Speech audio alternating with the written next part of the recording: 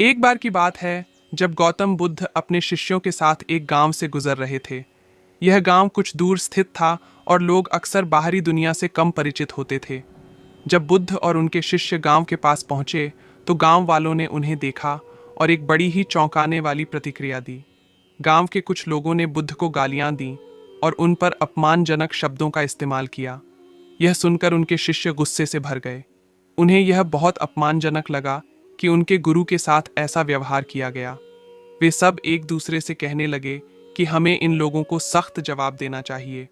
कुछ शिष्य तो यह सोचने लगे कि हमें इन लोगों को यह सिखाना चाहिए कि उन्होंने हमारे गुरु के साथ ऐसा व्यवहार क्यों किया और इसे सही नहीं माना जा सकता। गौतम बुद्ध ने यह सब चुपचाप सुना और बिना किसी प्रतिक्रिया के अपनी यात्रा जारी रखी। उनके शिष्य इतने गुस्से में थे कि एक शिष्य ने उनसे पूछा, गुरुजी, इन लोगों ने हमें गालियां दी, हमें इनका जवाब देना चाहिए। क्या हम इन्हें ऐसे ही छोड़ सकते हैं? गौतम बुद्ध मुस्कुराए और शिष्य से पूछा, यदि कोई व्यक्ति तुम्हें उपहार दे और तुम उसे स्वीकार नहीं करो तो वह उपहार किसके पास रहेगा? शिष्य ने थोड़ी देर सोचा और फिर उत्तर दिया, वह उपहार उस व्यक्ति के पास रहेगा जिसने उसे दिया है।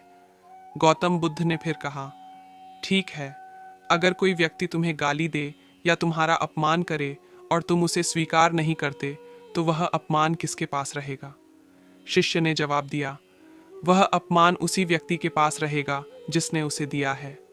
बुद्ध ने फिर समझाया, तुम देखो, अगर कोई तुम्हें अपमानित करता है और तुम उस अपमान को स्वीकार नहीं करते तो वह तुम्हारे पास नहीं आएगा। जैसे तुम उपहार को लेने से मना कर सकते हो, वैसे ही तुम अपमान को भी नकार सकते हो। तुम्हें नफरत, गाली या अपमान को अपने दिल में नहीं लेना चाहिए, क्योंकि यह तुम्हारा नहीं है। यह वह व्यक्ति है जिसने उसे दिया, उसके पास रहेगा। गौतम बुद्ध की इस बात को शिष्य ने समझा और सब शिष्य चुप हो गए। इस तरह बुद्ध ने उन्हें सिखाया कि हमें दूसरों की नकारात्मकता को अपने ऊपर हावी नहीं होने देना चाहिए। हमारे भीतर की शांति और संतुलन इससे प्रभावित नहीं होना चाहिए। यह कहानी हमें यह सिखाती है कि अगर हम दूसरों की बुरी बातों को अनदेखा करें और उन्हें अपने भीतर न समाहित होने दें तो न ही हमारी शांति भंग होगी और न ही हमारी खुशी कम होगी। गौतम बुद्ध का जीवन इस प्रकार के सरल लेकिन गहरे संदेशों से भरा हुआ था, जो आज भी हमें यह सिखाते हैं कि हमें अपनी मानसिक शांति को किसी और की नफरत और नकारात्मकता से बचाकर रखना चाहिए। यही सच्चे आत्मनियंत्रण और संतोष का मार्ग है। कहानी कैसी लगी हमें कमेंट ज़रूर। कहानी अच्छी लगी हो तो लाइक ज़रूर करें। यदि आप चैनल पर नए हैं तो चैनल को ज़रूर सब्सक्राइब करें। इसी के साथ में दिलीप कुंपावत आपसे विदा लेता हूँ।